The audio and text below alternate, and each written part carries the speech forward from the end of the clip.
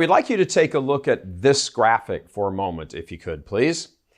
CNN, Business Insider, Associated Press, even Newsmax, all within minutes of the end of that Fox News interview of Kamala last night, used the same word, testy, to describe the exchange between Bret Baier and Kamala. It's not that the word doesn't fit. It was testy from the opening salvo to the last, really. But curious is that all these outfits would use the exact same word within almost the exact same time frame. That suggests a uniformity, not of thought or not just of thought, although that certainly does exist in spades in the legacy media world, but more so that there is a single source they're all getting their orders from, or their thought or their talking points memo from, as we call. So there are many words that could have been used to describe the tone of the exchange: combative, argumentative, irritable, volatile, and so forth.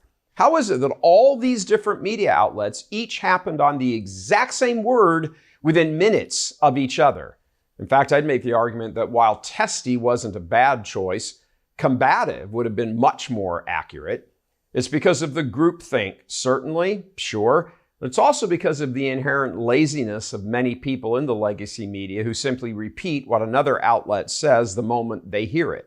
But given the high stakes and the pre-publicity this sit-down interview received, what happened here with this word testy suggests something else altogether, a coordination.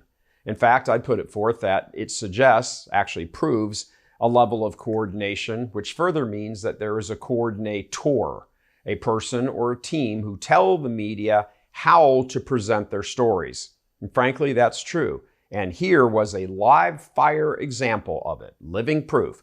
There is simply no way that the editorial folks in 5 different outlets all over the country each came up with the exact same word to the exclusion of many other, some of them better words, all within minutes of each other. What, did one of them think it up and then have a conference call and they all vote on it? Were they all on some Zoom call with each other holding some kind of competition like a parlor game?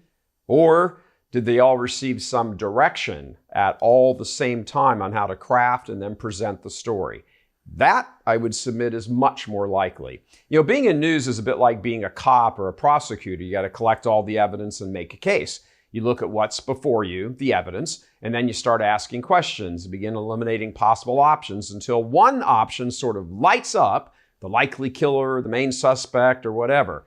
The media is at a low point of dishonesty, not just partisanship per se, but actual dishonesty like no time in my 40 plus years in it. I've never seen anything like this.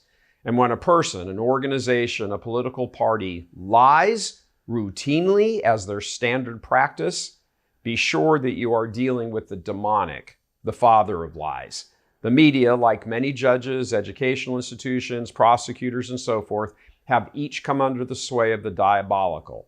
He controls them because they do his will.